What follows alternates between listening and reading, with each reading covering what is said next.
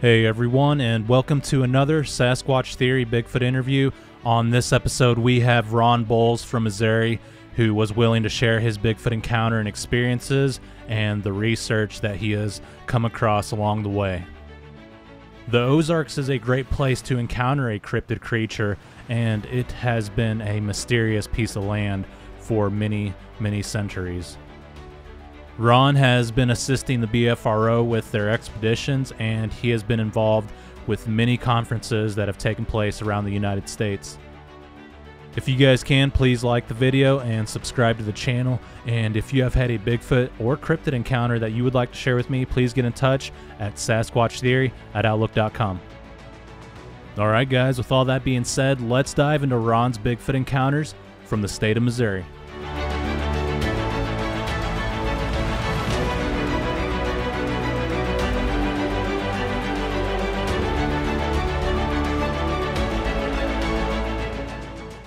All right, Ron, welcome to Sasquatch Theory. How are you doing today? I'm doing good. It's good talking to you. Yeah, it's a pleasure to have you on the show. The other day, I ran across the short, and I heard a brief summary of your encounter, and I was like, I have to get in contact with this guy. So it's awesome to have you on the show, and I've had encounters here in Missouri. But yeah, Ron, if you would, tell me a little bit about yourself, kind of where you're from, and your Bigfoot encounters and experiences from the very beginning, please. Well, first of all, I'm a child. I mean, I was born in 1967, just the same year as the Gimlin and Patterson film. So fate had it that I would get involved in this. I've lived in the Ozarks all my life. Some in Arkansas, some in Missouri. And people say, "Well, Ozarks, you must be from Missouri." No, Kansas City and St. Louis is in Missouri, but it's not the Ozarks. Little Rock is in Arkansas, but it's not the Ozarks. And I've lived in the Ozarks all my life, and I growing up in the 70s and stuff. Of course, you saw the documentaries and the $6 Million Man versus Bigfoot and Bigfoot and Wild Boy and all that good stuff growing up, which I had good interest in it, but it never entered my life until the late 80s, where some friends and I were going to meet. We drove over to an area where they said they were where this place called the old resort, not too far from Springfield, and there was supposed to be a kegger there, and it was mid to late June, and this is back when I was 20 stupid, and I don't know if you ever been 20 stupid, but I was. So we loaded up in a Volkswagen van and went over to this area, and to cut the story short, it was right at dusk, and somewhere around between 8 o'clock and 9, and the sun was set, but we went up there, and now the old resort is old deserted what used to be a hunting lodge back in the day. And since then, it's been long deserted, and the buildings are practically down to nothing, but down to foundation and some rubble. But there was a in-ground swimming pool in the middle of this, and great place to put a little bonfire and get a kegger going.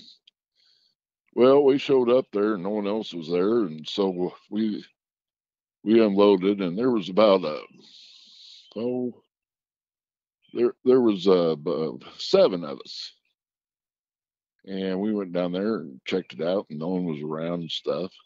And the trail or old driveway to get to the resort, it's about quarter of a mile, away from the road. So, it's a little bit of a hike, and we went back there and we, saw that no one showed up. So odds are no one was able to pony up for the keg. So we decided to head back and it was getting dark, and we decided to head back to the van, and so we were walking back, and we were, going south, which meant that to the right of us was, the sun, what was left of the sunset. And now this path that we walked on to get to Bfro from the resort, it's about 2 feet high, and from the forest floor. And we were walking back there, and all of a sudden, we weren't in one big group. There was a couple of guys ahead of us, about about 50 feet to anywhere between 50 to 75 feet in front of us, and a couple of guys behind us that were about the same distance. And then there was the three of us, me, a guy named Mike, and a guy named Gene. Now, Gene was a big old boy. I mean, we're talking, 6'5", 6'6". I'm 6'2", and or 6'3", and Mike was barely 6, And we were walking along there, and all of a sudden, this smell just sort of enveloped us, just fell upon us. And it was, it was a very, very intense, nauseating smell. And Gene goes, "Ron, what is that smell?" I said, "Dude, I don't know, but it's about to make me sick." We walked a little bit further, and then all of a sudden, Gene stops dead in his tracks, and he's looking over to his right towards the sunset. Well, not more than 20, between 20 and 30 feet in front of us, to our right, looking towards the sunset, or what was left of it, was this tree no bigger than a small pole. And behind it was this big, tall, furry silhouette, if you will, behind this tree, bobbing back and forth, And I couldn't make it. You couldn't make out any facial features, but you could make out the broad shoulders and the conical head, and you could barely make out, the arm and the hand wrapping around that tree, and it was just swaying back and forth and back and forth. At the time, I sort of thought it was sort of funny. It was sort of like those old cartoons, like a hippopotamus trying to hide behind a light pole. And he goes, "Oh my God!" And I looked at this, and just just a over sense of adrenaline, and just dumbfounded of what I was looking at, and I looked behind us, and no, those guys were there; they were accounted for. And I looked up ahead of us; no, those guys were ahead of us; they were accounted for too. And I looked back at this figure, didn't make any real noise or anything like that, just sort of swayed back and forth at us. And Gene goes, I can't handle this. So he takes off running.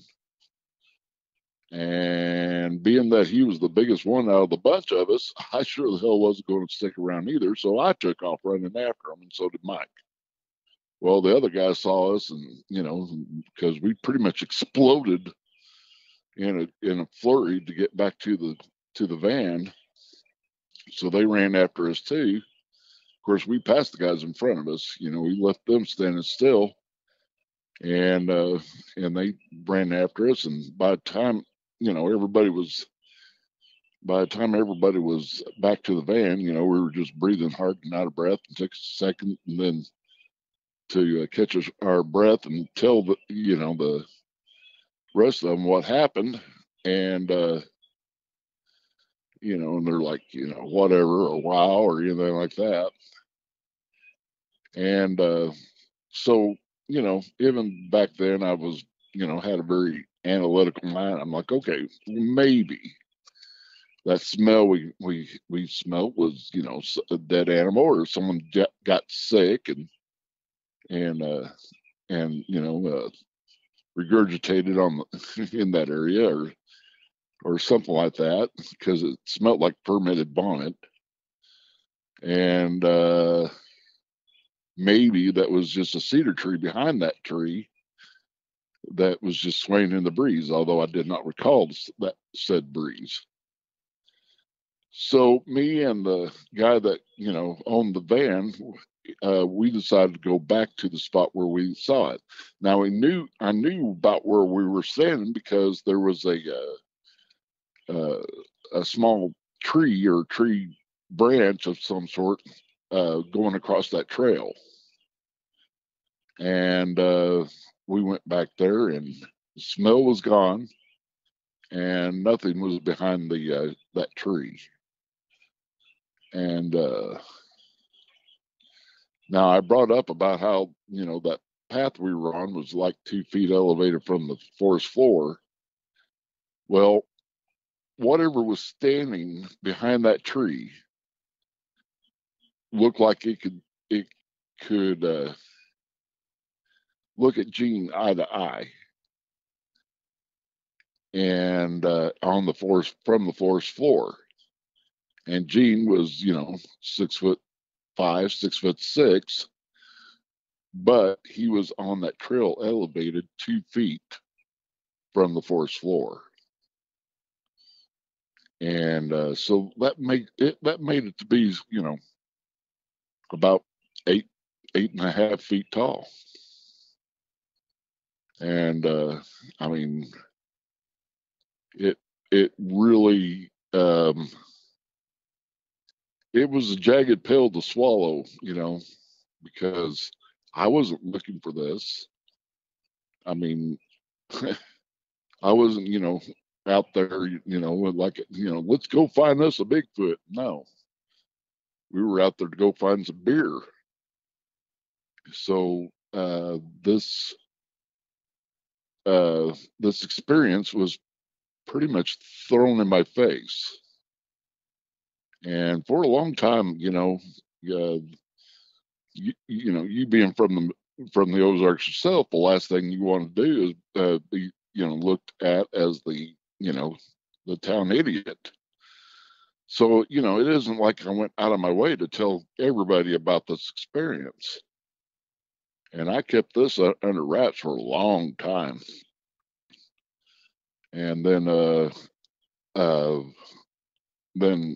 many years later, in the 2001, I happened to the internet became a home thing, and I was browsing through some Bigfoot websites, and some of them were just as cheesy as all get out, but there was one that caught my eye.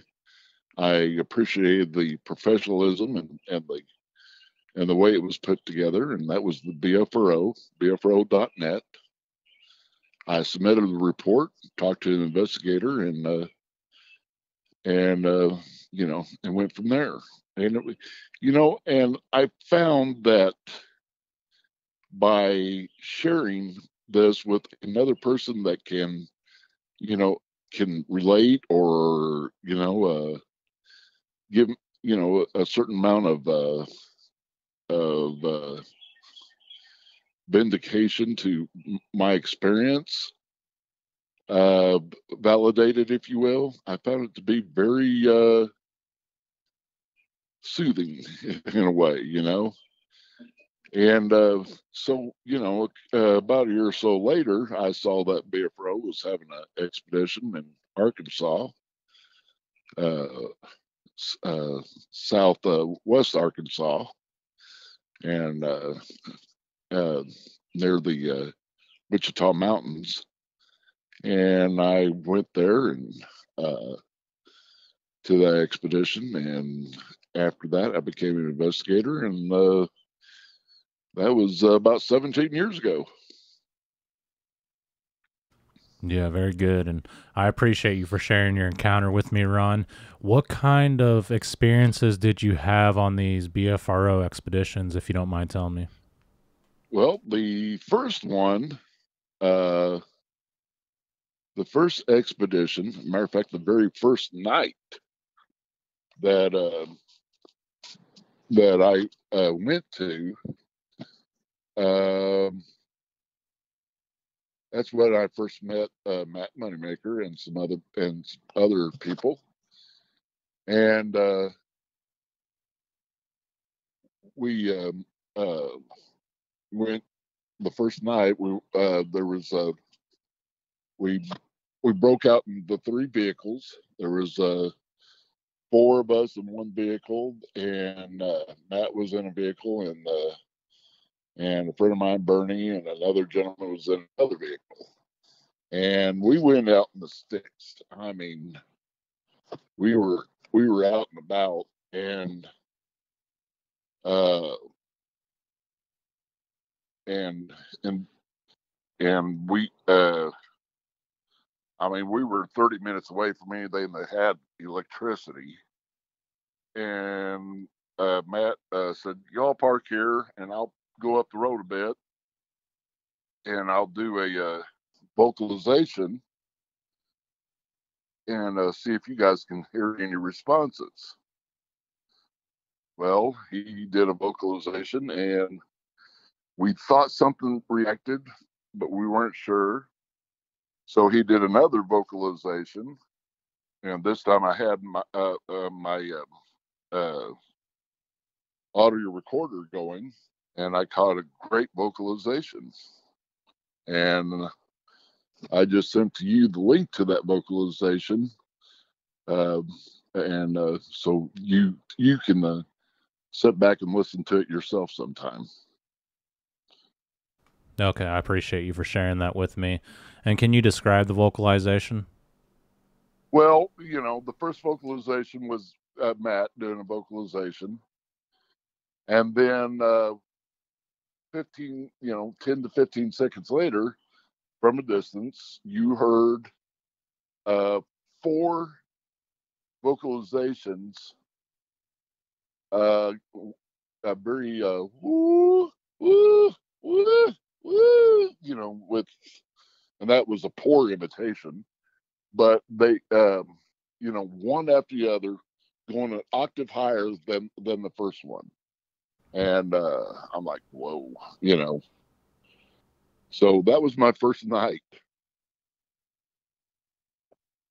Well, that's pretty cool to experience that on the first night. And I'm curious to listen to that video to see what the vocalization sounds like and what Matt Moneymaker used himself. And what did you think about the BFRO? Were they pretty good people? Did they treat you good? Oh yeah, I'm an investigator with them, and I mean, and the people within it are good people. Uh, uh, and Matt is the president and founder of it. And a lot of people within the Bigfoot community, oh well, that's Matt Moneymaker. Well, whether you like him or you don't like him, you got to have respect for him because he has done so much for the research of Bigfoot. I mean, there was a period of time where looking for Bigfoot was looked upon looked upon as being uh, nuts. But first it came with his website and the research that goes with it. And Fighting Bigfoot came out. Some people agreed with it, some people didn't. But the thing is, it was never about, you know, finding Bigfoot because they never found him, you know. It was about the general public finding the possibility and the existence of these mysterious beings on this earth. And now it's more accepted than it ever has been before. Yeah, absolutely. I get a lot of people that tell me don't trust the BFRO, they're going to change your story, but honestly, like when I started listening to Wes from Sasquatch Chronicles and I started watching Finding Bigfoot, and they're the ones that brought light to the subject, I'm like, what? These things actually do exist. There's actually people that are out there looking for them. And my mind would teeter-totter back and forth like, this is real. No, it's not. And then you'd hear the people that they had on Finding Bigfoot, and they were dead serious. And my mind would think, if these things do exist, they're probably in Northern California, Washington, Oregon, the Pacific Northwest, Canada, Alaska. And I wasn't a believer until I went out there one day and tried one of these calls that I heard off Finding Bigfoot. And to my amazement, this large tree got pushed down. And then probably about 30 minutes after that, something screamed at us from behind. And I mean, it was like a woman being murdered. And it does work. People say, oh, people out there wood knocking, that's so stupid, and calling these things. They're never going to find anything, but it can work. Yeah, and you know what? Here's a little something. It, if you're going to research this phenomenon, you have to be the most skeptical person in the room. Okay, there is no treasure worth finding that you don't have to dig for it, right? Yeah.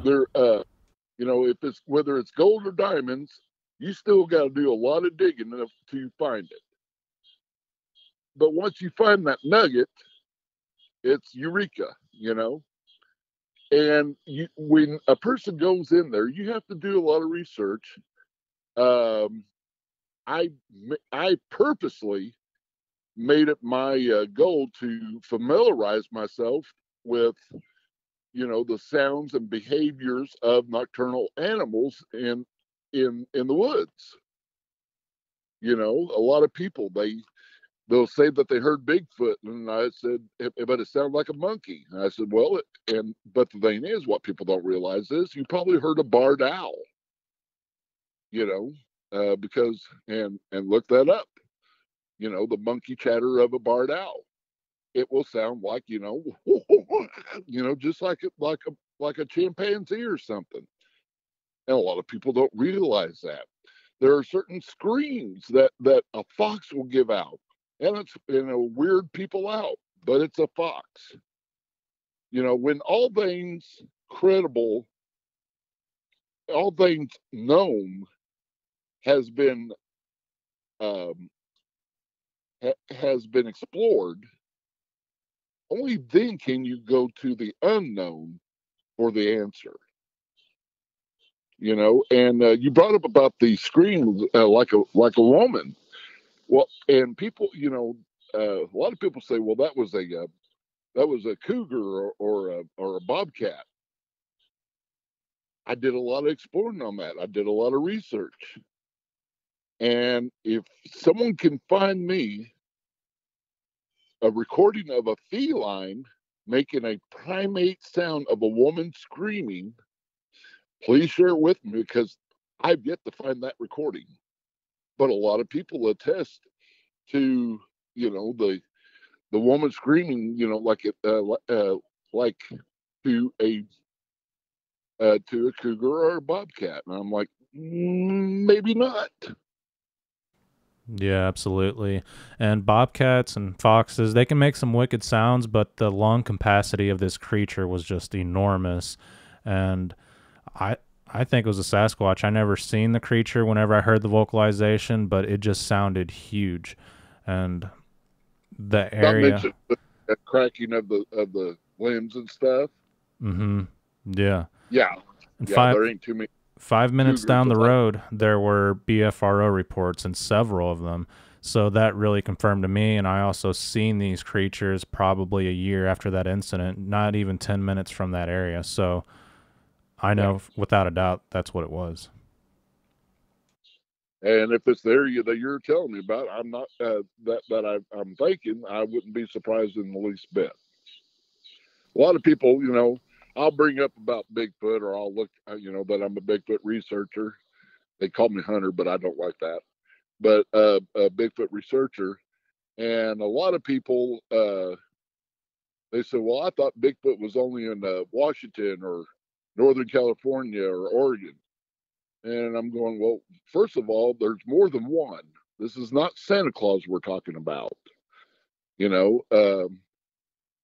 and two, there is the potential of a Bigfoot or Sasquatch population where there's good water, where there's a food source, and where there is a terrain where they are able to go through unmolested by man.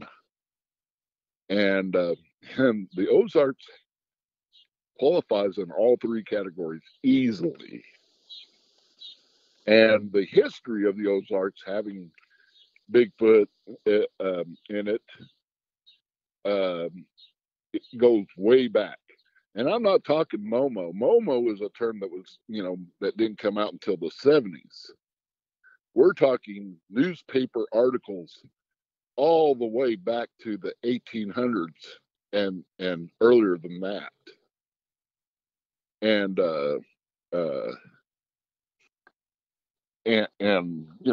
people with their experience. One of my favorite areas, one of my favorite subject is the blue man of the Ozarks. And they called him the blue man because his fur was so dark that it had a blue sheen. At least that was one of the interpretations. And this happened in the Booger County area, which is Douglas County. And they call it the Booger County. That's its nickname. Well, that's funny that they call it the Booger County because the word Booger County comes from, the very word booger is a Celtic word, bogai, and it meant something that was wild and hairy, and then later it became booger. Boy, you can go in those woods, but you're going to have a booger of a time getting back out, But it was always attributed to something that was wild and hairy. Well, later on, the word booger became something else. You want to guess what that was? What's that? The boogeyman. Yeah, absolutely. And that's how entwined these, and we're not talking just the Native Americans. Practically every Native American tribe has some attribution towards these creatures, but we're not just talking about that. We're talking about the early settlers. Even Daniel Boone, there's some attributions to some experience he had. But if you look up Booger County, it will pop that nickname will pop up about 3 or 4 times throughout, especially in the Midwest to southeast corners of America. And main reason why is, as my grandmother told me, with the early settlers, you always could tell a family that had Scotch-Irish family ties and ones that were German or Dutch. The German and Dutch usually had money, so they usually got the good valleys, right? But it was the Scotch-Irish that didn't have much money, and they settled up there in the hills. in the booger part of that area. Yeah, I've heard people refer to them as ape devils, tree devils. There's just so many different names, and it's interesting because a lot of conservation areas are like, I don't know, the devil's backbone or the devil's Right. cave, the devil's spring, things like that. Uh-huh. Yeah, it makes me wonder. Yeah. That's something that I discussed and tried to teach a mutual friend of ours. If you look in these areas, in these forest areas, and the topographical maps, look for certain names that that certain spot was given. Well, there's a reason why it was given that. I mean, I doubt if our forefather just said, you know what, I think I'm going to call this Roaring Springs, just for the fun of it. I doubt if we're going to call this, Panther Creek or Devil's Backbone. There's a reason why they attributed this area to some kind of demon in the woods. Yeah. Yeah, absolutely. So what would one have to do to go on one of these BFRO expeditions? Well, you go to the website and they will have a corner. They will have a link on the upcoming expeditions throughout the United States, and you can sign for it. Yes, there is I wouldn't call it a fee, but there is a certain amount that you're expected to put towards the expedition. Because as an organizer myself, I can tell you the time and money and effort to put one of these things together is not cheap. And and running a website nowadays is not exactly cheap either. Now, when the internet was first offered, opening up a website was a dime a dozen. Nowadays, no, it takes a little bit of funding. Yeah, absolutely. When I go camping, I spend a ton of money, and it takes a lot of resources. So I'm sure bringing a big group of people isn't cheap to do. Yeah, and these expeditions. When I was organizing expeditions, I always told people, I cannot guarantee that you will have an experience. What I can guarantee you is that you will learn from it. It's more, I mean, it's a learning experience. And if there is an encounter or a, or something happens on one of these expeditions, well, that's bonus. And but the first person that says, "Come on my expedition," I guarantee you'll have something. That means that they probably got cousin Bob out there in the woods waiting on you. I'm sorry. I don't trust a guarantee when it comes to this field. Yeah, there's a figure out there that always says, "Come out here and you'll live interact with Bigfoot." And I mean, that's hard to guarantee every time. And if it is happening every time, I would be skeptical. Right. But I will say this, when I go on an expedition, if I go on an expedition and something isn't thrown at me, I'm not happy until that happens. Yeah, absolutely. I mean, most of the time, I'm not going to say most of the time, but going out there several times, it should be typical to at least hear one wood knock or like a branch break or just something unusual. At least one thing. And then as a being a skeptical mind, you got to remember there's certain things that you just cannot go in the woods and you hear a twig snap and go, "That's a Bigfoot." You Yeah. cannot do that. Yeah, You absolutely. lose every ounce of integrity that you might have towards this field. Mm-hmm. And even wood knots. Yeah. When someone says, "I heard a thunderous wood knock one time when I was out there. I said, "Were you anywhere near a creek or river or some body of water?" "Well, yeah." "Are there beavers in that river or creek or bed of water?" "Yeah, I think so." "Well, then probably what you heard was a beaver slapping its tail, because anytime you're anywhere near close to their area, they'll slap a tail as a warning. And it sounds like a gunshot. And what a lot of people don't realize is, guess what? Beavers are nocturnal by nature. Yeah, I heard that in Alaska, and I thought a Sasquatch threw a giant boulder in the water. And then we started hearing it a few more times, and we're like, oh, that's a beaver. Oh yeah, yep. I mean, I remember one time I was going along the trail near Buffalo River, and Matt Pruitt was with me, and and we were walking along there, and man, crack! Holy smokes! Crack! And then he got out his thermal, and he goes, "It's a beaver." I'm like, "Oh man!"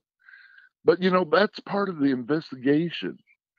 In a successful investigation does not mean that that it adds up to something that you wanted to find. A successful investigation equals to finding out the truth. So if you do go out there and it has a number of reports of wood knocks and stuff like that, and it does end up to be a beaver, guess what? You found out the truth. The investigation is a success. I mean, that's the way I look at it. Yeah, absolutely. You mark off everything that isn't Bigfoot, and eventually you'll run into something that's without a doubt Sasquatch, and it'll bring you towards believing each and every time. So on these BFRO expeditions, have you guys ever had a Bigfoot come out? Well, define come out. I don't know. Like if you guys are like at a camping spot and they're in the woods, you can see like eyes shine. They're wood knocking around camp. You can hear them walking around. That whole sort of thing. Oh, definitely, definitely. Matter of fact, I can't remember if our mutual friend was with us or not. Just a few years ago, I led a group of people. Some, most of them were newbies in area, not in Blue Man country, and I led them down this old forest road. And I say road, but more like a cutout trail. And the moonlight was, it was almost full moon, so the moonlight was out, but we were in some dense woods, and we came, and there wasn't a whole lot, but there was at least, I would probably say 10 people in this group. And and I was leading it, and we came to a spot, and what I like, and every once in a while, when I came to a spot that's sort of a clearing, where I say, "Okay, people, let's sort of sit back and relax a little bit and listen to what the woods have to say to us," right? And and so uh, it was an open spot in the woods. Moonlight was out, pretty decent. I mean, it wasn't where you could read, but you could wave your hand in front of you and see it. Anyway, and we don't go in there with a bunch of lights. Matter of fact, I tried to teach people how to,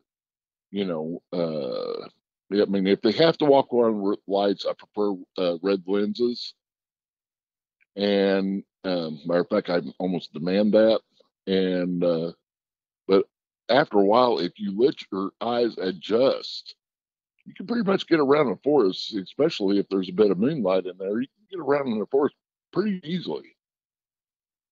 And so I took them in there, and I took them around this thing, and in this little opening, and on the uh, east side of this opening was where it looked like someone at one time pushed this area where there was a buildup of dirt and stuff, you know, and in a nice little 3-4 foot ridge, you know.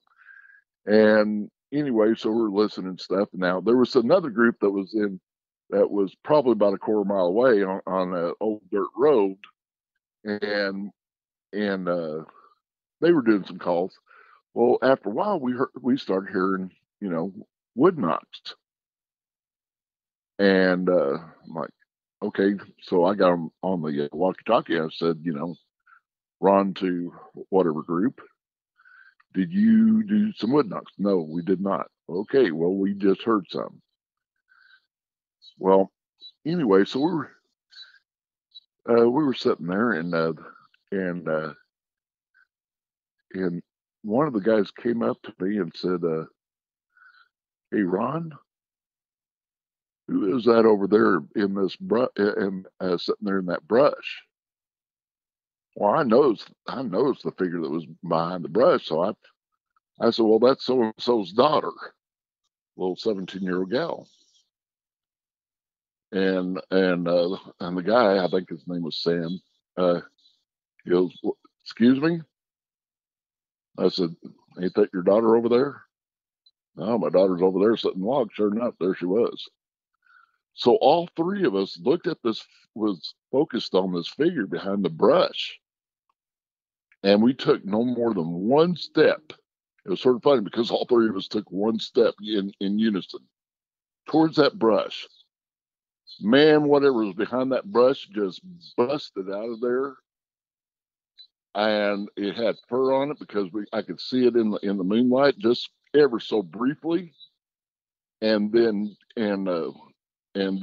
sort of Billy rolled over on the other side of that dig up and took off in the woods. And I mean, not more than 15 feet in front of us. And I noticed the figure there for a good, for a good 15, 20 minutes, just sitting there all huddled up. And I'm thinking, okay, it could be a deer, but you know what? That deer had some intestinal fortitude to just sit there and observe us. Have you ever heard of a deer just sitting there hiding for that long of a time, being surrounded by 10 people, 10, 12 people? So and then after that, all what broke out. There was wood knocks, there was rustling around us, there was snapping going on, like limbs breaking and stuff like that, and just just all around us. And and the people that I was with, like I said, mostly newbies, they were getting my tense. Well, safety is the number one goal on these expeditions. So I said, okay, folks, single line, let's start making our way back to the road. And because not that I was afraid for their safety, far as Bigfoot coming in there and going Hollywood and beating us up or eating us or anything like that. But simple fact of it is, I didn't want someone new in the field, in the woods out there, go break out and start running willy nilly into the woods. That's a good way to get lost or hurt or fall in a sinkhole or what have you. So we made our way back, and even on our way back, I could hear us being, because I carried the rear, and I could hear us being parallel walked out in there in the brush. So whatever was out there was making sure that we were out, we were leaving, and we finally got to the road, and we got to where our cars were parked. And we were all walking back there to the cars and stuff. Well, one of the people that was there by the car had a thermal, and he was in the middle of the woods watching us approach. And being that I was the last one, I came up there and he goes, "So who else is out there?" I said, "Nobody. I should be the last one, dude. There's someone standing out, and we're talking good 50 yards away from where the cars were." And he goes, "Well, dude, there's someone standing in there in the middle of the road watching you guys." And he goes, "And God, he's big." And I said, "Dude, that's none of us." And he goes, and there he goes, going back in the woods. So that was definitely a memorable occasion. One of many. Yeah, that does sound very interesting. And I don't think a deer would get that close to 10 people and just be observing Well, them. They even are if they were there curious. before we showed up, Mm-hmm. even if they were there before they showed up, Mm-hmm. there is no way they wouldn't have bolted beforehand, not being surrounded by a bunch of, people. Yeah. I mean, deer are pretty curious creatures, but I don't think around that many people it would show up that close. There was an incident where I was in the woods and I could hear this couple fighting, a guy and a lady, and they were arguing back and forth, and I could hear the voices, so I got a little bit closer, and when I looked over, there was a deer doing the same thing. Like, he was, like, listening to what they were doing. But as far as, like, a group of that many people, I don't think that would happen. Okay. No. So going back to your encounter where you guys went to the Kager and you saw the Sasquatch hiding behind the tree, this creature, this being, it was bobbing back and forth, correct? Like swaying back and Yeah. forth. Right. Why do you think it was doing that? I for a long time I wondered about that, and until I met this person that was a one that studies primates, anthropologist.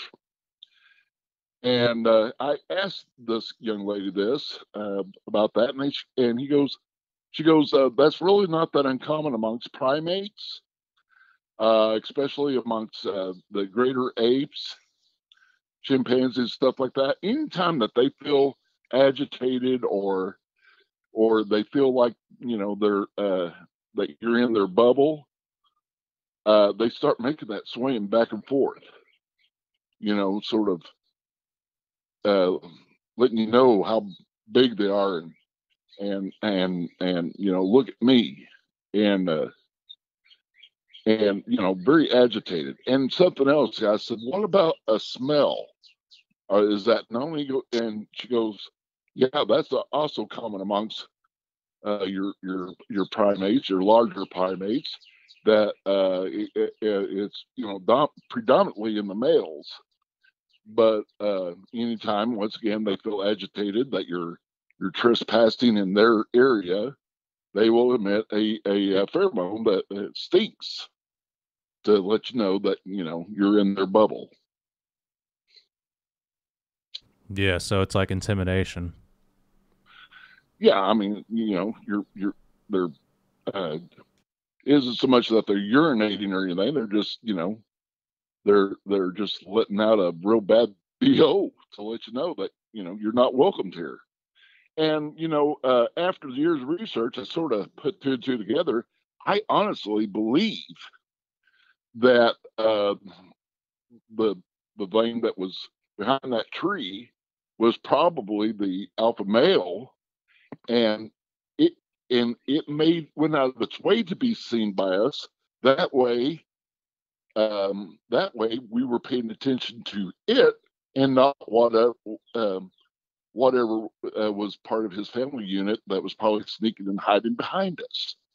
A lot of people say, "Well, when you go look for Bigfoot, why don't you shoot one?" And I always tell them, it ain't the one in front of you need to worry about. Yeah, absolutely. If there's one around, there's most likely more. What Right. time of year and what time of day did this encounter take place? Like I said, uh, it was it was mid June, and time of night, it was between 8 and 9. Yeah, June is a good time to find Bigfoot in Missouri, and I think just because there's a lot of tree cover, there's a lot of food out there, and their confidence is skyrocketed whenever they're able to hide better. But I have had encounter or experiences in the wintertime here in Missouri, so you just got to go Well, deeper into the woods. I think that yeah, more into summer is not the best time to look for squatch, especially in our area. For the simple fact of it is, there's a lot of vegetation. They don't need to forage. Uh, you know, the white noise from the tree frogs and the insects is so loud you couldn't hear yourself think. And you know, uh, not mentioning the heat and humidity, which that right there dulls sound. Um, my favorite time is October. I always called it Squatchtober. The vegetation starts to get scarce. They know that winter's coming on, and that's when they start foraging and hunting. Yeah, I've noticed they're more aggressive in September and October for some reason. Yeah, well, they know that they got to fatten up. I mean, they're already, well fed throughout the summer on various vegetations and stuff, and I'm not saying that they won't pick off a deer or something like that, but for the most part, they're fat and happy during the summer. But when fall comes along and the vegetation ain't what it used to be, and their tummy starts growling, that's when they start going. That's when they start hunting, and that's when they become more active at night. Yeah, absolutely. And I don't know if you're ever up for meeting up in the future and doing an investigation. I'd be all for that, and maybe I'll try to get in on one of these BFRO expeditions and see what it's all about. Sure, sure. But yeah, I mean, yeah, you're definitely in my neck of the woods, so I'd be more than happy to share notes. Now, don't get me wrong. I do not claim to know everything to be all about Bigfoot. I do not. And I will be the first one to admit it. But over the years, I've picked up, I've learned, I've listened, and any opportunity you get to go in the field with somebody and share notes and talk to each other. And it's always every time I go in the woods with somebody. To me, it's a learning experience each and every time. Yeah, absolutely. And there's a lot of stuff going on out there in the woods, and you just got to go out there and find it and investigate and find out for yourself. And like you said, you have to be a skeptical person. You have to be in disbelief and go out there. And whenever you experience something that's unusual and compile the data, that's when you start believing more in this subject. And I mean, there is a lot of listeners out there that are open minded and they say, hey, there's so many people that are talking about this. I believe in it. But there's also a ton of people that are just extremely skeptical, and you just have to get out there and find it. Oh yeah, I mean, I've always said that squatching is like fishing. Some days you'll get real lucky and get quite a few, and some days you'll get skunked. But the thing is, if you don't get the hook in the water, you're not going to get nothing. Yeah. The only difference is, doesn't matter how good of a fisherman you are. Sometimes people go out there and fish, and they always catch fish because they know exactly how to rig their pole and where to go and just the sweet spots. But with this topic, these creatures, you just can't go out there every time and experience Bigfoot activity. Oh heavens, no! I mean, and and you know, people like to associate Bigfoot research with like ghost hunting or ghost research. Here's the thing about that: you go into a haunted house, you're in an area that's known to be haunted. In a area that is known to be haunted. And I'm just throwing figures out here. You're in a uh, you're in a 2,500 square foot area, right? You go out in the woods with Bigfoot, you're talking about a 2,500 square mile area. And, and the odds of you being in where they happen to be is up, it's against you. And, but the thing is, like I said, if you don't get out there, you don't get in the woods, and you don't, and you will never chase down a Bigfoot. The thing is, you got to bring them to you. You got to lure them to you, and that's all part of it. Yeah, absolutely. Anywhere you go in Missouri, there are herds of deer on everyone's property. But with Sasquatch, there's maybe a few clans within a 25 to 50-mile radius. And there's some counties that don't really have that many reports, and there's other counties that are loaded with reports. So you just have to go out there and do the research and study it for yourself.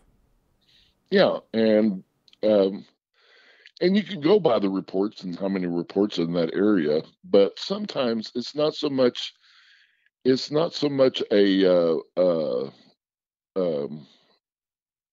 on the population of a of a Bigfoot in that area as it is a population amount of people in there. The more people you have in an area, sure, you're going to have more, you're going to have more sightings. But that doesn't necessarily mean that, there is a good thriving population in that area as opposed to a place that doesn't have that many. So the main thing you got to look for when you go squatching is a good water supply, good food supply, turkey, deer, vegetation, and a terrain that is where they are able to get around without being unmolested by others. Yeah, absolutely. And I think that's why there's so many encounters in Florida, because there's more humans there to lay eyes on them. Right. Yeah. So maybe the best places are the ones that you've never heard of. Just get out on top of a graphical map, find an area where, Devil's Backbone, Devil's Den, some hill roaring, or something in that area. Yeah, I've I always mean, noticed if there's a place that has the word springs in it, it's typically a good mhm. place, whether it's like Eureka Springs, Bennett Springs, Merrimack Springs, Montauk Good Springs, water or source. yeah, a good water source. And typically, there's a lot of forest around there. Not too many people. If there are a lot of people, they're in like one generalized, one location where they're all grouped up at. But I mean, there's people everywhere, but there's also a ton of woods out there, and a lot of people that say there's not enough woods out there to support a creature like this, and there's not enough food. They don't know what they're talking about. Absolutely. I will, you know, uh, it's a thing that I've put together and shared at certain expeditions and conferences. And one of them is how, ecologically speaking, North America today is more eco-friendly towards the existence of Bigfoot than it has been in over 200 years. And people say, "Well, that's crazy," and I'm like, "Is it?" 200 years ago, when a farmer come in, settler come in, the first thing, what did they do? They clear cut the land. What was the main source of lodging? Woods. What was the main source of fuel? Woods. What was the main source of anything that a person could do to keep alive in an area? Wood. So, and in order to raise their livestock or plant their crops, the first thing they had to do is clear cut the land. And then after that, then came the over harvesting of woods. That's how the Dust Bowl happened for people of history, because the forest land was clear cut so much for over harvesting wood for railroad ties or buildings or what have you, that it eroded the lands and the Dust Bowl happened. I mean, I don't know if you ever heard of the bald knobbers. Well, the reason why they call themselves the bald knobbers, because they would go up, and this is in the Branson area, they would go up to top of a hill that was all clear cut and no trees, and have their meetings. That way they could see anybody that was trying to come up and sneak up on them.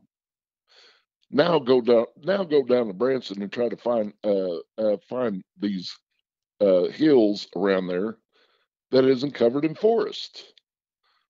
And far as food source, do you know that there, due to overharvesting of our wildlife, do you know that the deer population come the around 1930s, the deer population was so low, there was less than 2,000 in all of Missouri. Yeah, absolutely. They would put it in the paper if someone saw a deer, which is, oh yeah, it's wild, because back then the settlers, they would hunt every single day. There weren't game wardens out there. They didn't have a season where you could only go out for 2 weeks or a couple months with your bow and have to wait for a deer to walk right underneath your stand. They would go out every day and kill these things.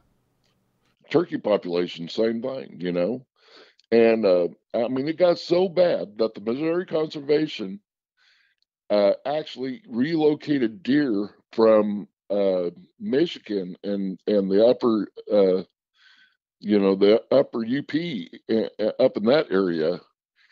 They had to relocate deer back into Missouri. They had to actually repopulate deer and turkey back to Missouri. Yeah, and I mean, they're even bringing elk back, so the Sasquatch are making a comeback, and there's not that many people out in the woods because we have electric now, we have everything we need, and the skeptical person that is listening to us right now that is rolling their eyes are going to say, why aren't there any pictures? There's trail cameras everywhere. Like, if I go out in the woods and I'm where I'm not supposed to be and I see a trail cam, I just go around it. And something that's super intelligent, they're going to do the same thing. They're going to avoid it. And there's a lot of animals out there that can see the IR off these cameras, and it's been proven. Oh yeah, and they tried to say that you can't see the IR. I've seen too many of those game cam pics where the deer or the raccoons will approach the camera like, what the hell is that? So don't tell me that they can't see that IR.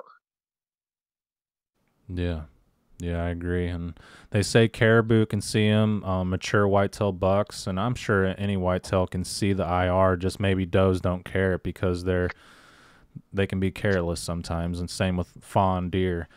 They can probably see it, they just don't care because they're more interested in the food source, but it's been proven that mature bucks, whenever the IR flicks off, they'll take off running, and they won't come back. Right. Yeah. Okay, so any other experiences that you want to share with me? Anything else that's happened that's significant? Oh, throughout the years, I was at the Ohio Bigfoot Conference once, and Bobcat Goldthwait. Do you know who that is? No. Yes, you do, but you don't realize it. Okay. Bobcat Goldthwait. He is a comedian, actor, and producer. Okay, he's the one that was from Police Academy, and various other films where he would actually made an act about his Tourette syndrome. And anyway, he did this. He produced and directed this one film called Willow Creek, and it I mean, it was a good movie up until the end, and then it went Hollywood, and something dragged and beat the crap out of the guy, and took off with the girl, blah blah blah. But in that time, they showed they depicted vocalizations, rocks being thrown, wood knocks, stuff walking around around camps and stuff like that. And anyway, Bob asked me, he goes, "So Ron, what do you think of the film?" And I said I liked it, and I was honest with him until the end.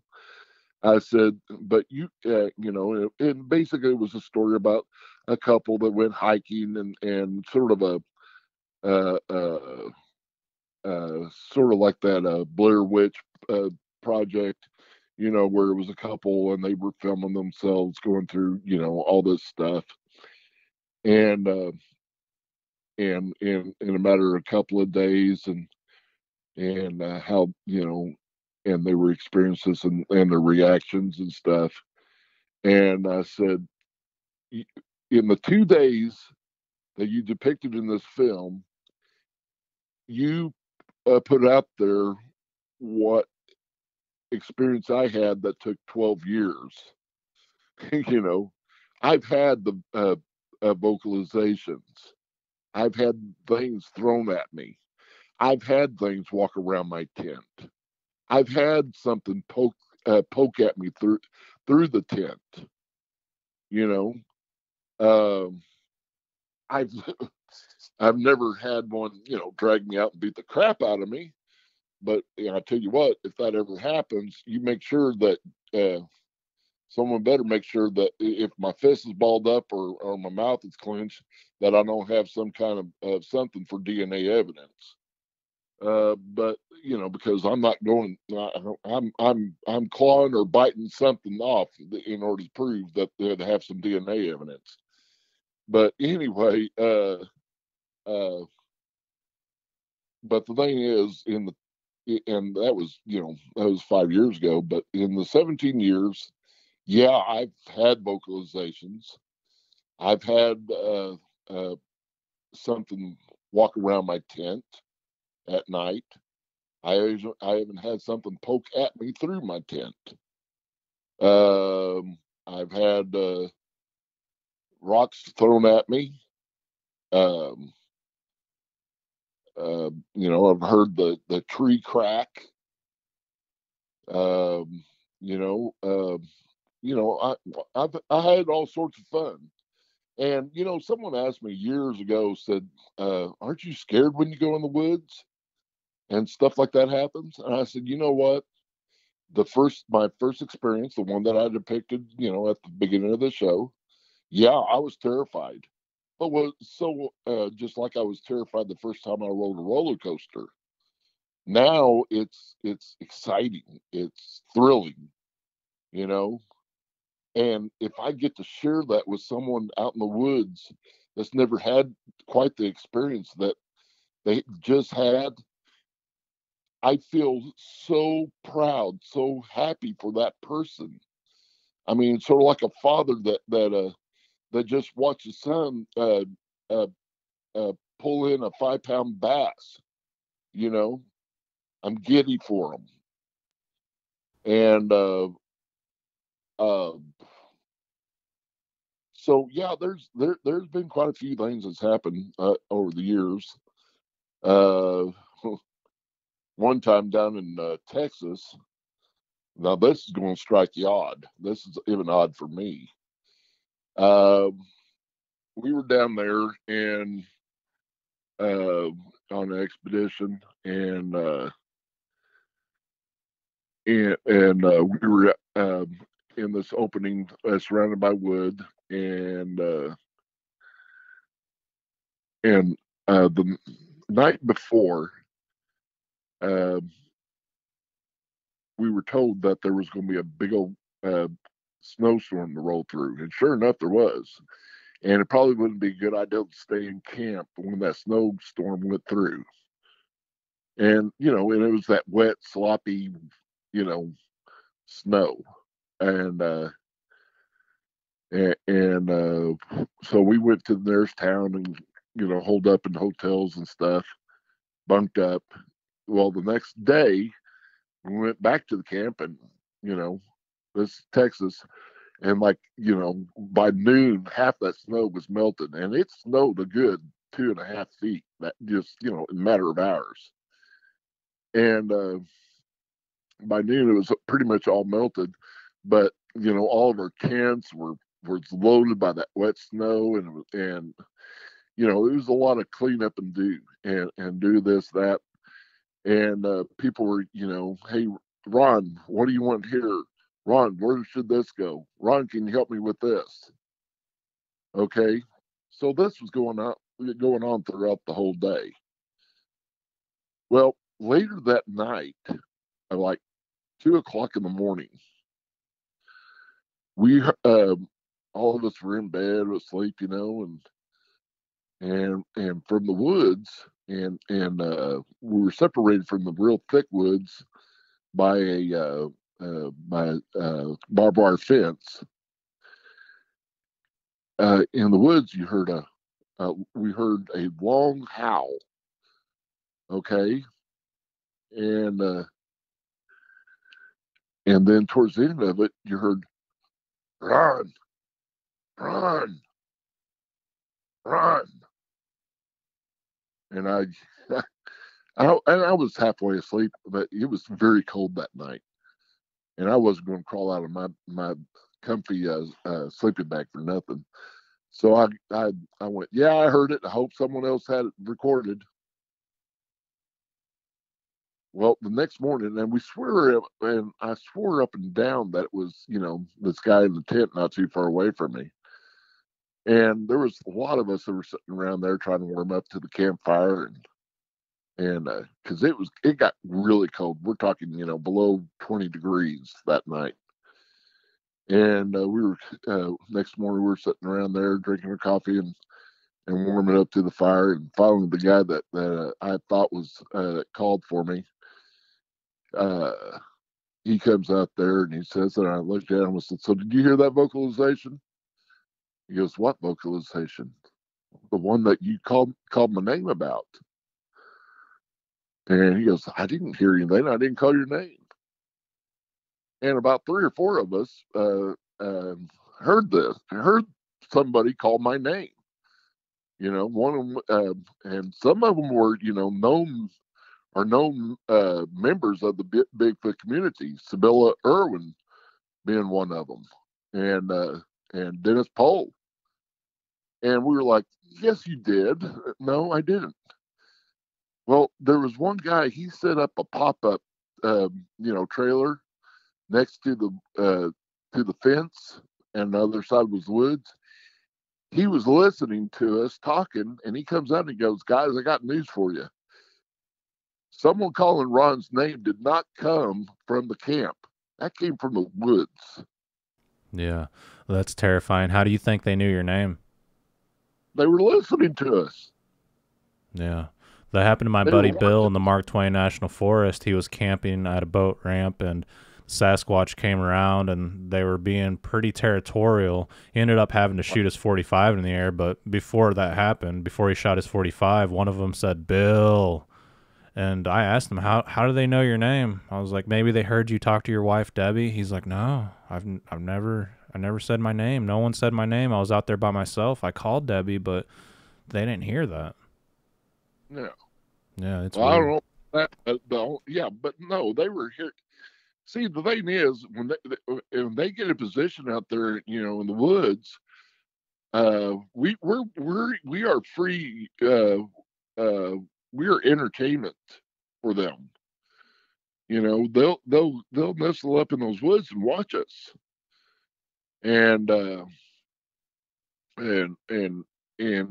yeah, people were saying my name throughout the whole thing. So 2 o'clock in the morning, run, run. You know, that sort of mystified us. you know, but it happened. I have witnesses. I have very credible witnesses that was there when it happened.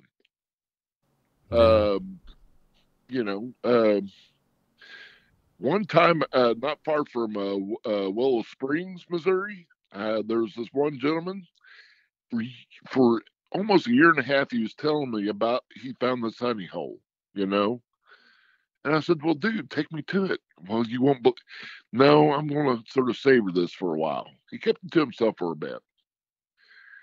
And what he would do is he'd go to this honey hole and he would take an old used horse blanket, freshly used horse blanket, and he'd get in the back of his truck and he'd cover himself with the smelly old horse blanket to cover his smell, right?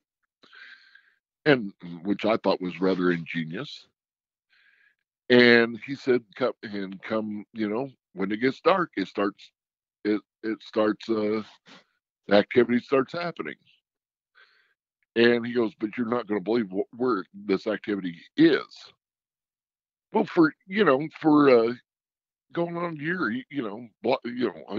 he would tell me about this, and I'm like, "Dude, where is this place?" No, I'll take you someday, but I'm not going to tell you where.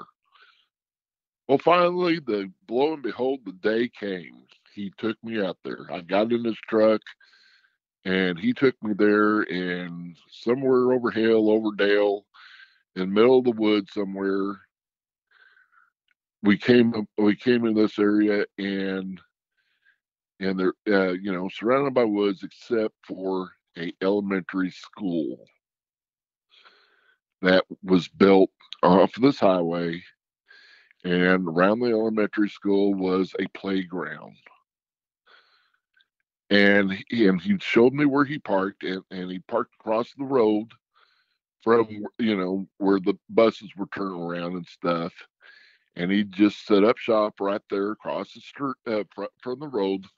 And with his thermal, he'd watch and our night vision, he'd watch these things come out. And I said, and he goes, "Isn't that incredible? Why would they do that right here right here with this building and stuff like that?"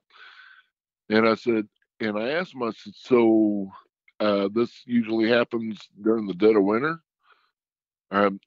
Yeah, not at the beginning of school, but he goes, "But towards the end of fall and during the winter." I said, "Bill," I said, "don't you get it? This is free bread and circus, man. This is free food and entertainment for them. What do you mean?" I said, "During the day, they hide out in the brush and they watch the kids play and frolic and and carry on. And they're probably even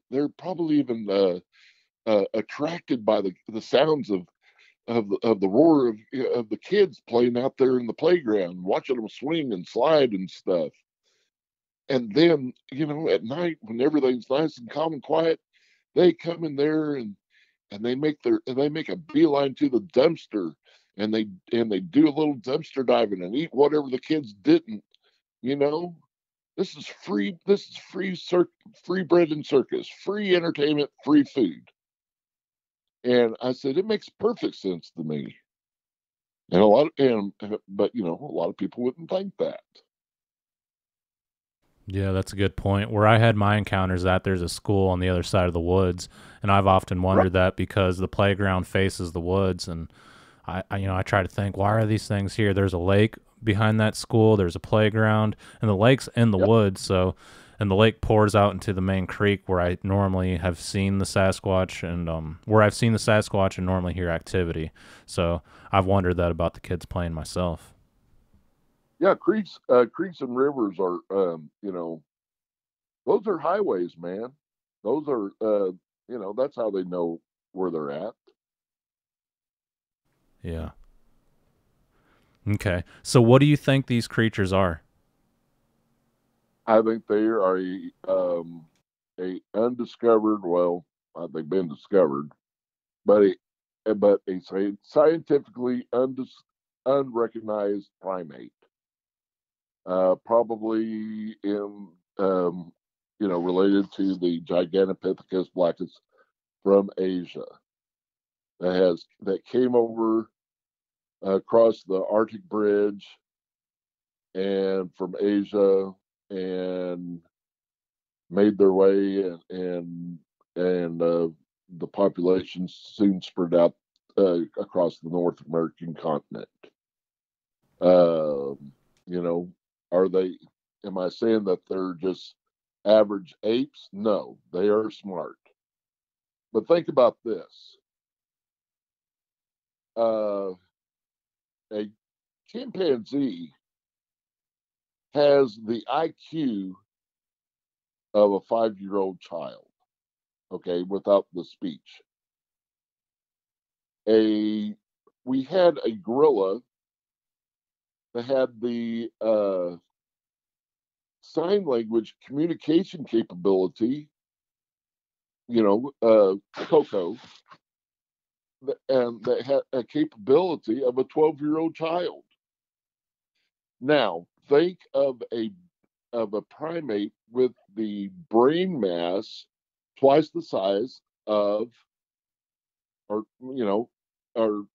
almost twice the size of a primate, of a mountain gorilla.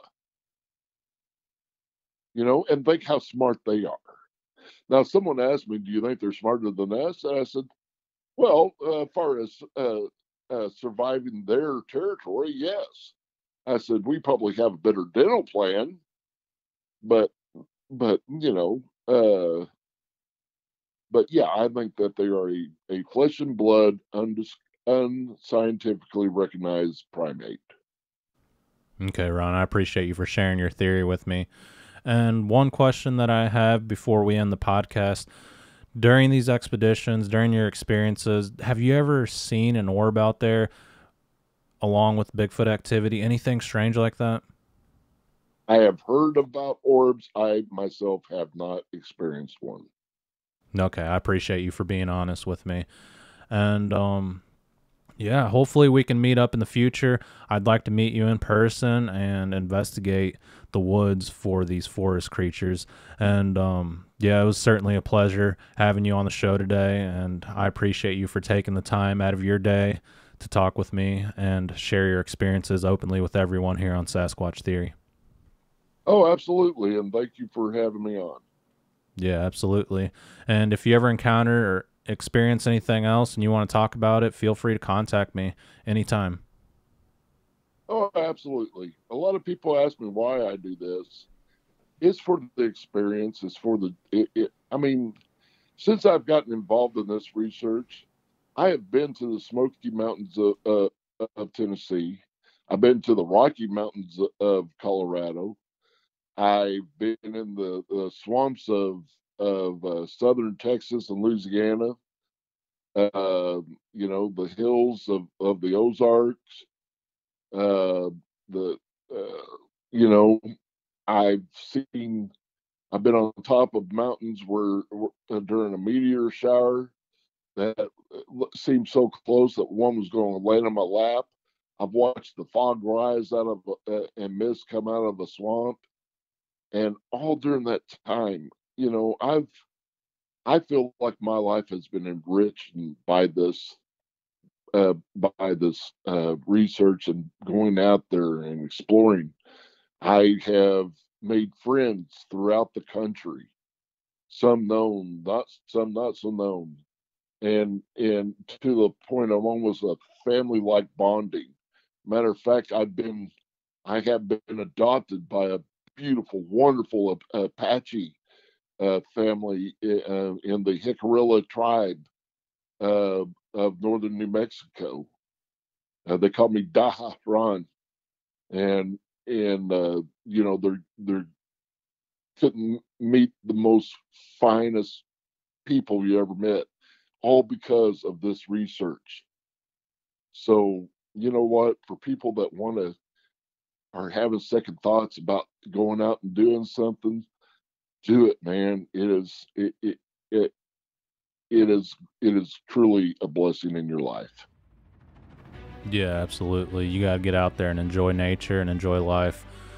Well, Daha Ron, I appreciate your time, and I appreciate the Ozark Harry Man for putting me in contact with you, and I'm really glad he did. I'm glad I came across that short video of you talking about your encounter, and I feel like it was meant to be, man. All right. All right, Ron. Well, you enjoy the rest of your night, and hopefully we talk again in the future, my friend. You bet. All right. Take care. All right. Take care. Bye. Ron, it was an absolute pleasure speaking with you today, and I was very excited to hear about your personal encounter of this Sasquatch creature hiding behind the tree playing peekaboo. I think the sounds of teenagers hanging out in the forest attracted these creatures, and they are very curious by nature, and they came in to see what was going on. Of course, I am just speculating and theorizing, but no one really knows what's going on in these creatures' minds and what they're thinking day by day. It really makes me wonder what these creatures are thinking in their mind when they encounter a human being. Are they possibly scared, curious, or are we on the menu and they see us as food? I don't really think so. I think they see us as one of them, and maybe sometimes they see us as food, but I think that's pretty rare. I think they have a sense of humor and they enjoy scaring the crap out of us. I think they are very self-aware of their own existence, and they know that humans have no idea that they're out there, and they have the upper hand on us. Of course, with different personalities and individuals, and possibly different types of Sasquatch, you'll get different outcomes, and not everyone has the same experience or encounter. I think certain people that encounter these creatures are going to have their own opinions and thoughts about what they truly are, depending on the experience that they had. Some people believe that they are friendly and they go their own way, while others have these terrifying experiences and never want to step foot in the woods ever again. I believe personally that researching these creatures will only get you so far because they are extremely elusive by nature, and it's only a matter of time until a researcher will run into these things, whether they hear them out in the forest or they actually lay eyes on them. But it's a matter of being prepared. Are you going to have your camera during that 3-second encounter, and are you going to be ready? At the end of the day, it doesn't matter what you documented or who believes you, but the fact that you encountered a creature that's so rare and most people will never have a chance to experience that. I appreciate everyone for tuning in today, and if you guys can, like the video and subscribe to the channel, and until the next one, be safe out in the forest.